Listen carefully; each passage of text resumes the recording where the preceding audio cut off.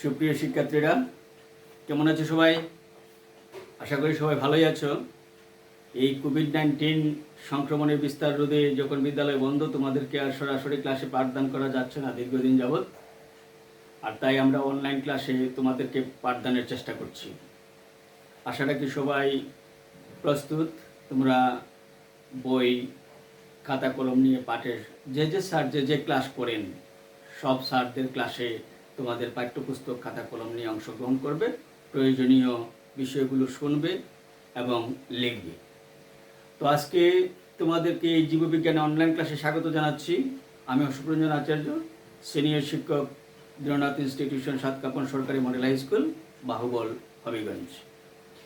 আজকে আলোচনা করব জীববিজ্ঞান নবম দশম শ্রেণীর অধ্যায় 2 থেকে।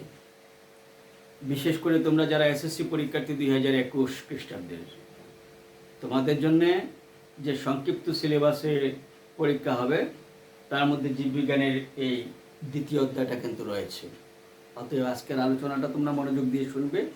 জীববিজ্ঞান বই, খাতা এবং কলম নিয়ে পাঠে অংশগ্রহণ করো।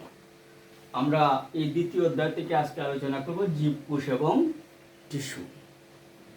তাহলে জীবকোষ কি আর টিস্যু কি? জীব, আমরা যারা প্রাণী, মানুষ, অন্যান্য পশু পাখি রয়েছে, উদ্ভিদ রয়েছে, এরা সবাই কি জীব, কারণ এদের জীবন আছে। এই জীবের দেহটা কি দিয়ে গঠিত হয়? কতগুলো ছোট ছোট একক দিয়ে জীব দেহটা গঠিত, সেটা আমাদের ক্ষেত্রেও উদ্ভিদের ক্ষেত্রেও। একটা ওয়াল তৈরি করতে যেমন ইট লাগে, সিমেন্ট লাগে, বালি লাগে, একটা পর একটা ইট সাজিয়ে একটা ওয়াল তৈরি করা হয়, তেমনি করে জীবের দেহটাও কতগুলো ক্ষুদ্র ক্ষুদ্র একক দিয়ে একের পর এক সাজিয়ে তৈরি হয়। তাহলে প্রথমত আমাদেরকে জানতে হবে জীবকোষটা কি। আমরা কোষের যদি সংজ্ঞাটা জানতে চাই, তাহলে কোষের সংজ্ঞায় বলবো আমরা যে জীব দেহের গঠন এবং তার যে জীবজ ক্রিয়াকলাপ রয়েছে, এই জীবদেহের গঠন এবং জীবজ ক্রিয়াকলাপের একককেই বলা হয় কোষ।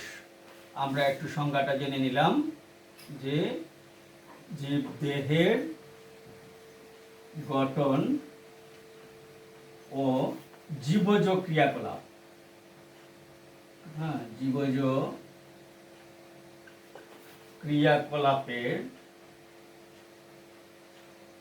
একক।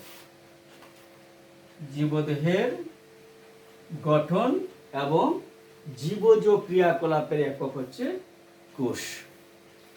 এখন এই কোষগুলো এমনিতে তো আমরা জীবের দেহটা দেখছি, কিন্তু কোষ দেখতে হলে আমাদের মাইক্রোস্কোপের প্রয়োজন। আমরা সেটাতে পড়ে যাব। এখন কি কি ধরনের কোষ রয়েছে সেটা আগে জানতে হবে। কোষের প্রকারভেদ। নিউক্লিয়াসের গঠনের উপর ভিত্তি করে জীবদেহের কোষগুলোকে 2 ভাগে ভাগ করা হয়। একটা হচ্ছে আদি কোষ বা প্রাককেন্দ্রিক কোষ, আর একটা হচ্ছে প্রকৃত কোষ বা সুকেন্দ্রিক কোষ। তোমার যে জীববিজ্ঞান বই আছে, বইটা সামনে নিয়ে দেখো তোমরা, আমরা একে একে আলোচনা করি। আদি কোষ, যদি আমরা কোষ কয় প্রকার বললাম, যে নিউক্লিয়াসের গঠনের উপর ভিত্তি করে কোষ হচ্ছে 2 প্রকার। একটা কে কি বলবো আমরা? আদি কোষ। আদি কোষ বা প্রাককেন্দ্রিক কোষ, এটাকে বলা হয় প্রাককেন্দ্রিক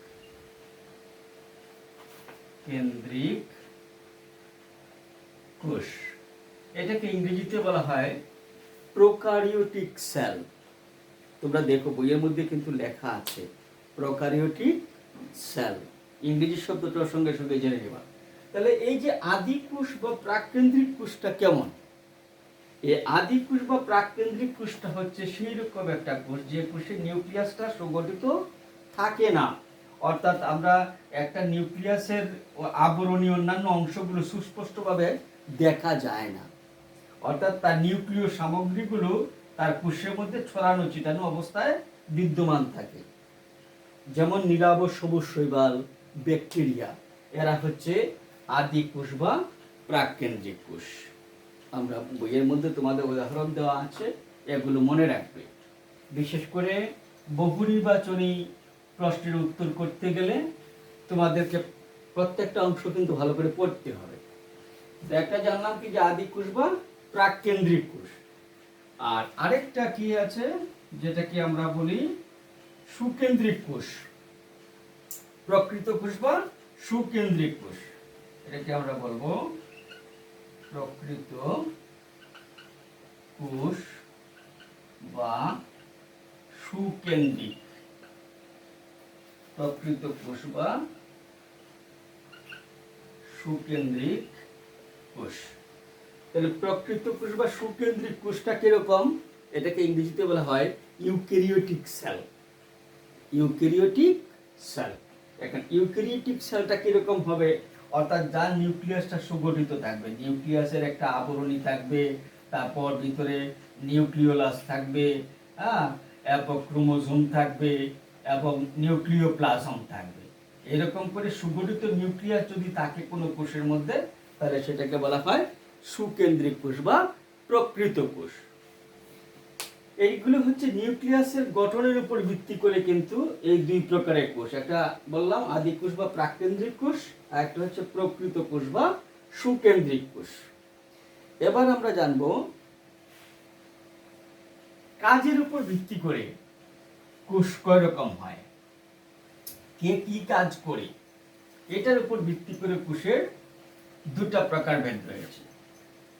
হ্যাঁ, একটা হচ্ছে দেহকোষ আর একটা হচ্ছে কি জনন কোষ। তাহলে আমরা জানলাম নিউক্লিয়াসের গঠনের উপর ভিত্তি করে কোষ কয় রকম, দুই রকম, একটা হচ্ছে প্রাককেন্দ্রিক কোষ আর একটা হচ্ছে সুকেন্দ্রিক কোষ। একইভাবে কোষগুলোর কাজের উপর, এটা কে কি কাজ করে, কাজের উপর ভিত্তি করে এদেরকে আবার ভাগ করে। তোমরা দেখো তোমাদের বইয়ের মধ্যে কিন্তু লেখা আছে কাজের ভিত্তিতে কোষ হচ্ছে আরো দুই রকম, একটা হচ্ছে কি দেহকোষ, একটা হচ্ছে দেহকোষ, আর আরেকটা হচ্ছে জনন কোষ। একটা দেহকোষ আর একটা কি জনন কোষ। দেহকোষ মানে কি, যেটা দেহ গঠন করে, এই যে আমাদের হাত পা নাক মুখ চুল সারাটা দেহ গঠন করে, এই জন্যে একটা হচ্ছে দেহকোষ। আর একটা হচ্ছে জনন কোষ, এটা প্রজননের জন্যে, জনন মাতৃকোষে উৎপন্ন হয় শুক্রাণু এবং ডিম্বাণু হিসাবে, এবং শুক্রাণু ডিম্বাণু দুইটা জনন কোষ মিলিত হয়ে জাইগোট গঠন করে নতুন একটা জীব সৃষ্টি হয়, সেটা উদ্ভিদ এবং প্রাণী উভয়ের ক্ষেত্রেই। তাহলে আমরা জীব কোষ সম্পর্কে আলোচনা করতে গিয়ে আজকে কি কি জিনিস জানলাম। প্রথম কথা হলো কোষটা কি জানলাম, নিউক্লিয়াসের গঠনের উপর ভিত্তি করে কোষ কয় রকম জানলাম, কাজের ভিত্তিতে কোষ কয় রকম হয় তাও আমরা জানলাম। এবার আমরা উদ্ভিদ কোষ এবং প্রাণী কোষ এর একটু সংক্ষিপ্ত ধারণা নেওয়ার চেষ্টা করি। তোমাদের বইয়ের মধ্যে ছবি দেওয়া আছে, এবার ছবিটা ফলো করতে হবে এবং কোষের যে অঙ্গাণুগুলো আছে এগুলো একটু জেনে নিতে হবে। এই অধ্যায়টার যে আমরা পড়তেছি, এই পড়ার উদ্দেশ্যটা কি, এটা পরে আমরা কি কি জিনিস জানবো। প্রথম কথা হচ্ছে জীব কোষ সম্পর্কে জানা গেল, কোষের বিভিন্ন অঙ্গাণুগুলো রয়েছে এদের কাজ সম্পর্কে আমরা জানবো, উদ্ভিদ কোষ এবং প্রাণী কোষ এই দুটাকে আমরা পৃথক করতে পারবো। কারণ উদ্ভিদের দেহ যেরকম করে গঠিত, যদিও অনেকগুলো বিষয়ের মিল রয়েছে, আবার কিছু অমিলও আছে, নইলে মানুষ আর গাছপালার মধ্যে তার কোনো পার্থক্য থাকতো না, তাই না। এবার আমরা দেখি একটা উদ্ভিদ কোষ কেমন হয় আর একটা প্রাণী কোষ কেমন হয়। মনে করো আমরা যদি একটা উদ্ভিদ কোষ বিভিন্ন আকৃতির হতে পারে, সেটা আয়তাকার হতে পারে, ডিম্বাকার হতে পারে, গোলাকারও হতে পারে, বিভিন্ন আকারেরই হতে পারে। মনে করো এই হচ্ছে একটা উদ্ভিদ কোষ।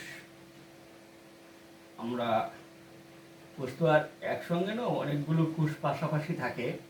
এদিকে আর একটা কোষ গিয়েছে, এখান থেকে এদিকে একটা কোষ গিয়েছে, এখান থেকে এদিকে একটা কোষ গিয়েছে, এখান থেকে এদিকে একটা কোষ গিয়েছে, তাই না। এই যে উদ্ভিদ কোষটা, এই উদ্ভিদ কোষের বাহিরের দিকে কি দেখে, প্রথমত একটা কোষ প্রাচীর থাকে। আমরা যখন ছবি আঁকবো তখন ডান দিকে লেবেলিং করতে হবে, চিহ্নিতকরণ করতে হবে ডান দিকে। এই বাইরে থাকে কি একটা কোষ প্রাচীর, কোষ প্রাচীর। তাহলে কোষ প্রাচীর যখন প্রথমেই বলছি, তাহলে এটা একটা নিশ্চিতভাবে কি, এটা একটা উদ্ভিদ কোষ। কি কোষ? উদ্ভিদ কোষ। কিন্তু প্রাণীদের যে কোষটা, যদি একটা প্রাণী কোষ আমরা আঁকি, তাহলে দেখো এই প্রাণী কোষের কিন্তু এরকম করে বাইরে কোনো শক্ত প্রাচীর থাকবে না।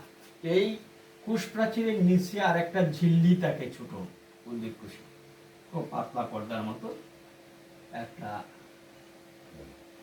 পাতলা পর্দা থাকে, এটাকে বলা হয় কোষ ঝিল্লি, মানে কোষ আবরণী আমরা যেটাকে বলি। ঠিক আছে?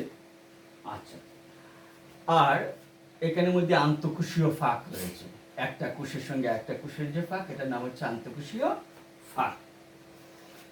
প্রাণী কোষের ক্ষেত্রে এরকম কোনো কোষ প্রাচীর থাকবে না, এটা শুধুমাত্র একটা কোষ ঝিল্লি থাকবে। মনে করে এই একটা প্রাণী কোষ, ঠিক আছে? এটার ক্ষেত্রে শুধুমাত্র একটা কোষ আবরণী থাকে। এখন উদ্ভিদ কোষে এই যে কোষ প্রাচীর, একটা কোষ প্রাচীরের পরে কি আছে? একটা কোষ ঝিল্লি।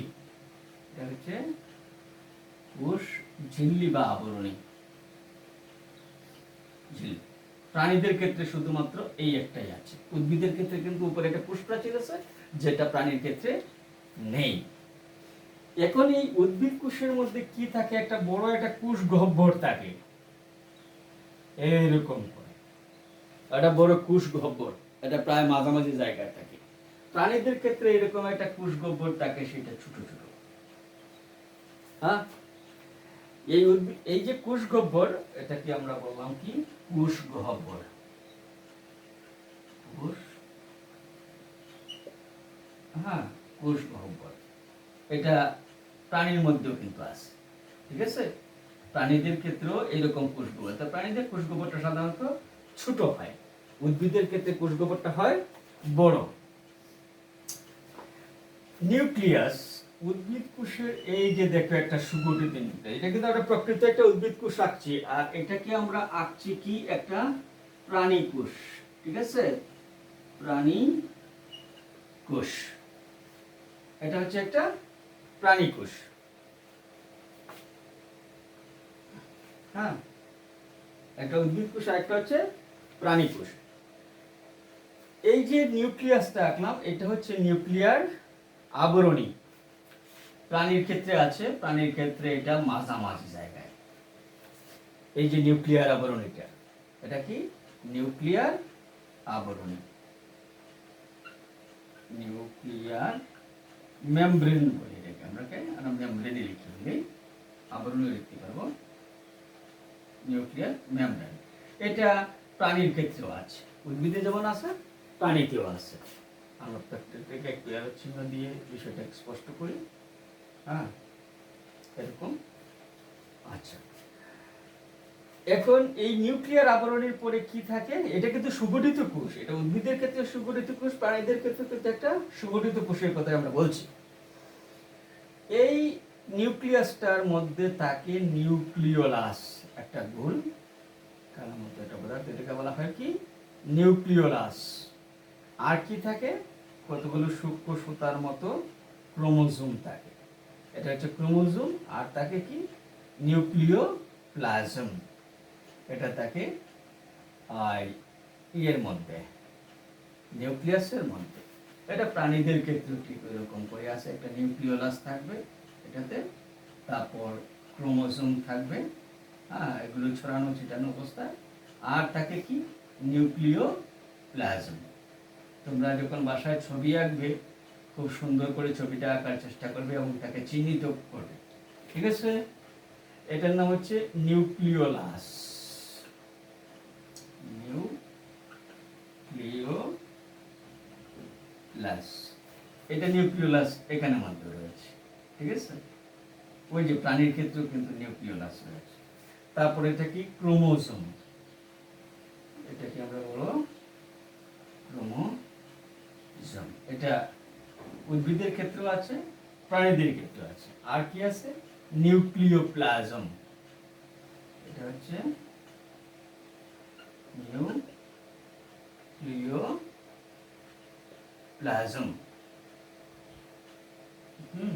এই চটচটে পদার্থ এগুলো হচ্ছে নিউক্লিওপ্লাজম। আর কি আছে? মাইটোকন্ড্রিয়া।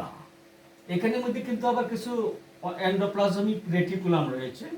এটা উদ্ভিদের ক্ষেত্রে আছে, এন্ডোপ্লাজমিক রেটিকুলাম থাকে। এগুলো অন্যান্য জায়গা থেকে আবার দুই ধরনের, একটা মসৃণ একটা অমসৃণ এন্ডোপ্লাজমিক রেটিকুলাম। আর কি থাকে? গোলজি বডি থাকে।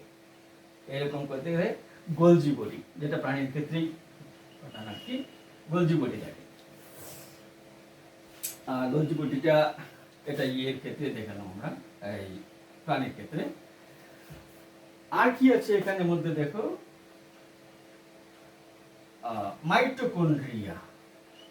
এরকম করে একটা মাইটোকন্ড্রিয়া রয়েছে। এটা একটা না, অনেকগুলো মাইটোকন্ড্রিয়া থাকে। আর কি আছে? ক্লোরোপ্লাস্ট আছে। ক্লোরোপ্লাস্ট ক্লোরোপ্লাস্ট থাকে। মাইটোকন্ড্রিয়া অনেকগুলো থাকে। এই যে এখানের মধ্যে আরেকটা মাইটোকন্ড্রিয়া আছে, ঠিক আছে? ক্লোরোপ্লাস্ট। এটা কতগুলো চাকতির মতো একটার পর একটা সাজানো থাকে। তোমরা ছবি আঁকার সময় গুলো স্পষ্ট করে এঁকে নেবে। তোমাদের বইয়ে যে ছবি আছে, তারপর আছে কি? রাইবোজোম, লাইসোজোম, এগুলো থাকে।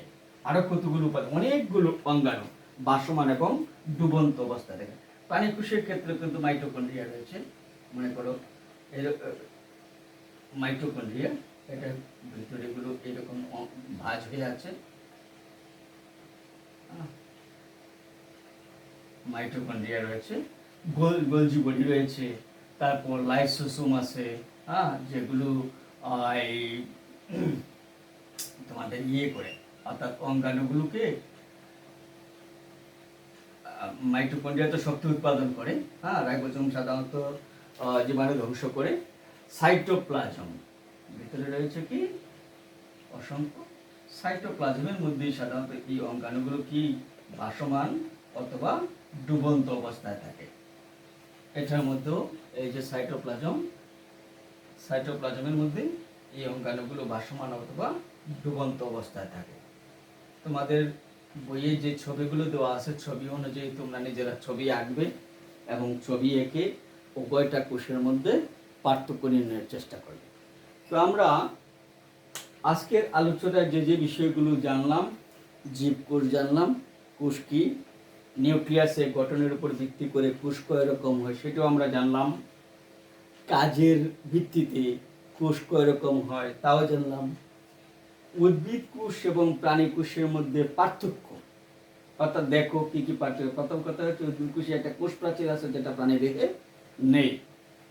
উদ্ভিদ কোষের কোষ গোবরটা বড়, এটা প্রায় কোষের মাঝামাঝি জায়গায় থাকে। প্রাণী কোষে কোষ গোবরটা ছোট, এটা এক পাশে থাকে। উদ্ভিদ কোষের নিউক্লিয়াসটা সাধারণত পরিধির দিকে থাকে, এই যে পরিধিকে, এটা পরিধির দিকে বলি আমরা বাইরে। আর প্রাণী কোষের নিউক্লিয়াসটা থাকে সাধারণত কেন্দ্রে, কোষের কেন্দ্র, তার মাঝামাঝি জায়গায়। বাকি অঙ্গাণুগুলোর উপস্থিতি আছে।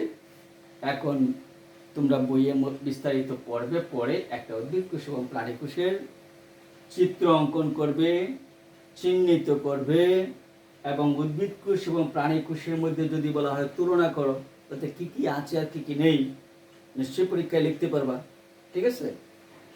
আমরা পরীক্ষার জন্যে এই অধ্যায় থেকে, বিশেষ করে এসএসসি পরীক্ষার্থী যারা, তোমাদের উদ্দেশ্যে বলছি, যেহেতু মাত্র 4টা অধ্যায় তোমাদের জন্য খুব সংক্ষিপ্ত করে দেওয়া হয়েছে সিলেবাস। এই 4টা অধ্যায়কে ভালোভাবে পড়ে নিলে পরীক্ষা 4টা অধ্যায় থেকে তোমাদের বহু নির্বাচনী প্রশ্ন 4টা অধ্যায় থেকেই কিন্তু তোমাদের এই সৃজনশীল যেটা অংশ দুইটাই ব্যবহারিক, তাও ওই 4টা অধ্যায়ের ভিতর থেকে। অতএব থরলি বইটাকে কিন্তু পড়ে নিতে হবে। এই যে অধ্যায়টা, দ্বিতীয় অধ্যায়ের মাত্র আজকে যে কোষ নিয়ে আলোচনা করছি, পরবর্তীতে এখানে আরো আছে, টিস্যুর অংশে আলোচনা আরো আছে। আজকে ক্লাসে সবটা শেষ হবে না, পরবর্তী ক্লাসে আমরা আরো আলোচনা করব। তোমরা কিন্তু ছবির সঙ্গে মিলিয়ে নিয়ে বইয়ে পড়বে, তাহলে হবে কি, অর্থাৎ বিষয়টা তোমার কাছে খুব সহজে বোধগম্য হবে এবং কোথায় কোন অঙ্গাণুগুলো কিভাবে আছে তা তোমরা স্পষ্ট করে বুঝতে পারবে। এবার তোমাদেরকে একটা ভিডিও দেখাচ্ছি আমরা, একটা কোষ কেমন হয়, একটা জীব কোষ কিরকম দেখতে তা তোমরা একটু দেখবে, সবাই মনোযোগ সহকারে দেখো।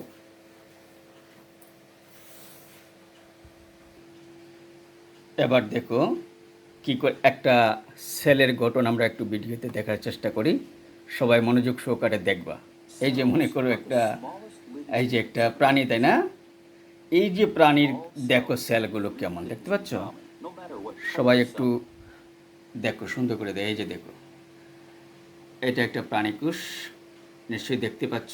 এর কেন্দ্রের মধ্যে যে নিউক্লিয়াসটা আছে, মাইটোকন্ড্রিয়া আছে, অন্যান্য উপাদানগুলো দেখতে পাচ্ছ। দেখো এই প্রত্যেকটা অঙ্গাণু কিন্তু এই যে আলাদা করে, এটা কিন্তু একটা জীবকোষ, তাই না? এই যে দেখো সেল মেমব্রেন, বাইরের যে পর্দাটা, ঠিক আছে, সাইটোপ্লাজম, ভিতরে যে অংশগুলো আঁকলাম, ডিএনএ আছে ওই যে নিউক্লিয়াসের ভিতরে। হ্যাঁ, দেখতে পাচ্ছ? এই যে এটা নিউক্লিয়াসের ভিতরে থাকে, ক্রোমোজোমের মধ্যে থাকে ডিএনএ। আমরা সবগুলো একটু দেখার চেষ্টা করি। অর্গানেলস মানে আরও যে কতগুলো ছোট ছোট অঙ্গাণু যেগুলো থাকে আর কি একটা কোষের ভিতরে। মনে করি একটা প্লান্টস, একটা উদ্ভিদ, একটা উদ্ভিদের ক্ষেত্রেও কিন্তু এরকম আছে। তো উদ্ভিদ আর প্রাণীর ক্ষেত্রে কিছু পার্থক্য, সেটা আমরা ছবি আঁকার সময় দিই। ইউক্যারিওটিক সেল এবং প্রোক্যারিওটিক সেল। এই যে প্রোক্যারিওটিক সেল বা আদি কোষের কথা বলছিলাম, শুধু জেনেটিক ম্যাটেরিয়ালটা থাকে তার ভিতরে, ঠিক আছে? আচ্ছা দেখো, এগুলো শুধু প্রাককেন্দ্রিক কোষ বা প্রোক্যারিওটিক সেল। দেখতে পাচ্ছ নিউক্লিয় সামগ্রীটা কেমন আছে? হ্যাঁ, অর্গানেলস বলতে ক্ষুদ্র ক্ষুদ্র যে অঙ্গাণুগুলো, এই যে ভিতরের মধ্যে যা যা আমরা দেখছি, এই যে দেখো, দেখতে পাচ্ছ? হ্যাঁ, এই যে দেখো, ওই যে নিউক্লিয়াসটা মাঝখানের মধ্যে রয়েছে, দেখা যাচ্ছে কিন্তু, ঠিক আছে? এই যে এটার ভিতরে থাকে ডিএনএ বা যেটাকে আমরা জেনেটিক ম্যাটেরিয়ালস বলি আর কি, ক্রোমোজোমের ভিতরে থাকে এটা। একটু দেখে নাও, ঠিক আছে?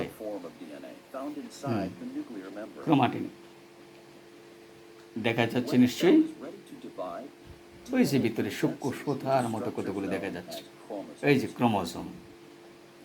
হ্যাঁ, এগুলো মাইক্রোস্কোপের নিচে নিয়ে দেখা হচ্ছে, কিন্তু এটা খালি চোখে এগুলো দেখা যাবে না।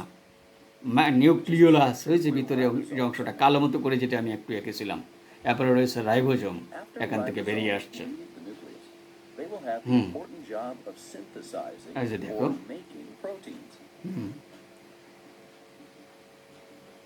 প্রোটিন রয়েছে, দেখা যাচ্ছে কি? এই যে দেখো, সাইটোপ্লাজমের মধ্যে এগুলো ভাসমান এবং ডুবন্ত অবস্থায় থাকে কিছু কিছু, দেখা যাচ্ছে। এন্ডোপ্লাজমিক রেটিকুলাম আমি বলছিলাম, কিন্তু ওই যে নিউক্লিয়াসের পাশ দিয়ে ভাঁজ করা কতগুলো ভাঁজ রয়েছে এর মধ্যে। হ্যাঁ, দেখা যাচ্ছে। রাফ এন্ডোপ্লাজমিক মানে অমসৃণ, এটা অমসৃণ, অমসৃণ রয়েছে কতগুলো।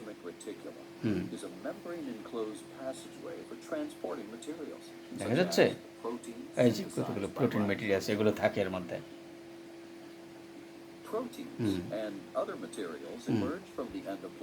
এই এন্ডোপ্লাজমিক রেটিকুলাম থেকে যে ভেসিকল, দেখা যাচ্ছে। গোলজি অ্যাপারেটাস মানে গোলজি বডি যেটাকে আমরা বলি, এই যে অংশগুলো দেখা যাচ্ছে। এদের কাজগুলো আমরা দেখছি, ঠিক আছে? এই যে প্রোটিন সংশ্লেষণ করে, ঠিক আছে, লিপিড, কার্বোহাইড্রেটস, এগুলোকে কি করলো, একত্রিত করে নতুন করে একটা অংশ তৈরি করছে। ভ্যাকুয়ালস মানে কি, কোষগহ্বর। এই যে দেখো, কোষগহ্বরটা উদ্ভিদ কোষ এবং প্রাণী কোষে আমি আলাদা করে দেখাচ্ছি। এই যে সেন্ট্রাল ভ্যাকুয়াল মানে কোষগহ্বর, যেটা উদ্ভিদের ক্ষেত্রে উদ্ভিদ কোষের মাঝখানে থাকে, প্রাণী কোষের ক্ষেত্রে এটা ছোট ছোট থাকে আর কি, ঠিক আছে? আর লাইসোসোম আছে প্রাণী কোষে, এই যে দেখো।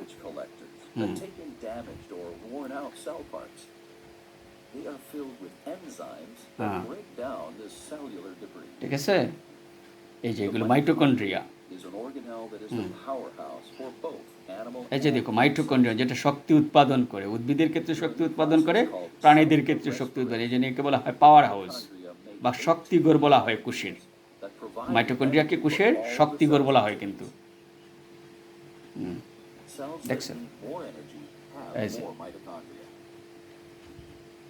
দেখো এই যে অনেকগুলো সাইটোস্কেলিটন যেটা কোষটাকে ধরে রাখে, কোষের বাইরের আবরণ থেকে কোষটাকে সুন্দর করে কিন্তু ধরে রাখে ওটা। দেখা গেছে তো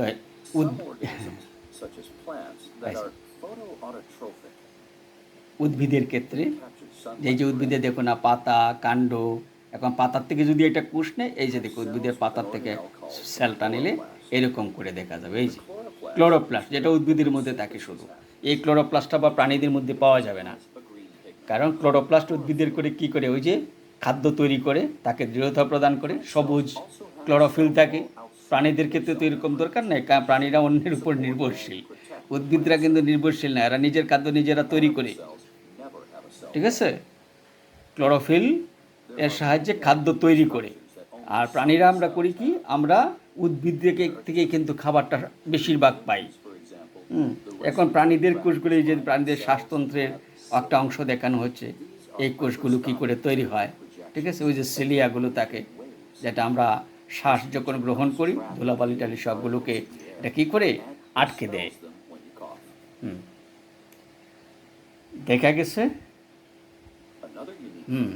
এই যে দেখো ব্যাকটেরিয়া যারা আদি কোষ বিশিষ্ট বা প্রাককেন্দ্রিক কোষ, এদের ক্ষেত্রে দেখো এরা কী করে চলে, এদের ফ্লাজেলা থাকে ওইরকম করে, এই ফ্লাজেলার সাহায্যে এরা চলাফেরা করে সাধারণত। ঠিক আছে, স্পার্মস ওই যে জনন কোষ, এগুলো স্পার্ম বা শুক্রাণু বলা হয় এদেরকে। ঠিক আছে, হ্যাঁ। তাহলে আমরা কী কী জিনিস জানলাম, ইউক্যারিওটিক সেল যেটা সুকেন্দ্রিক, প্লান্ট এবং অ্যানিমেলের মধ্যে কি নিউক্লিয়াস আছে, তারপর নিউক্লিয়ার মেমব্রেন, এগুলো খুব সুন্দর করে আছে সুকেন্দ্রিক কোষের মধ্যে। প্রোক্যারিওটিক সেলে এগুলো কী করে অর্থাৎ সুগঠিত নয়, নিউক্লিয়ার আবরণটি সুগঠিত থাকে না। ঠিক আছে, তাহলে আজকে আমরা আমাদের পাঠে এই ভিডিওতে আমরা যা যা দেখতে পেলাম, ঠিক আছে, হ্যাঁ, মাইটোকন্ড্রিয়া অর্থাৎ উদ্ভিদ এবং প্রাণী উভয়ের মধ্যে কী রয়েছে, মাইটোকন্ড্রিয়া রয়েছে। তাহলে আজকে এই যে কোষগুলো আমরা এই ভিডিওতে আমরা উদ্ভিদ কোষ এবং প্রাণী কোষের অঙ্গাণুগুলো স্পষ্ট করে দেখতে পেলাম। তাহলে আমরা আজকে যে পাঠগুলো নিয়েছি তার থেকে আমরা যা যা শিখেছি, তোমরা বাসায় কিন্তু মনোযোগ দিয়ে এগুলো আবার ভালো করে পড়ে নেবে। আমি বাড়ির কাজ আলাদা করে আর লিখলাম না, যা যা পড়িয়েছি আজকে তা তোমাদের পাঠ্যপুস্তকের সঙ্গে মিলিয়ে নিজেরা পড়বে, ছবি আঁকবে, চিহ্নিত করবে। পরবর্তী ক্লাসে আমরা টিস্যু নিয়ে আলোচনা করব। তো আজকে এই পর্যন্তই। সবাই সুস্থ থাকো, ভালো থাকো, মাস্ক পরিধান করবে ঘরের বাইরে গেলে। ঠিক আছে, আর 20 সেকেন্ড সময় নিয়ে সাবান দিয়ে কিছুক্ষণ পর পর হাত ধুবে। আমরা সবাই সুস্থ থাকি, ভালো থাকি, এবং এসএসসি পরীক্ষার্থী যারা তোমরা বাসায় এসএসসির প্রস্তুতি নেবে, আজকে এই পর্যন্তই। ধন্যবাদ সবাইকে।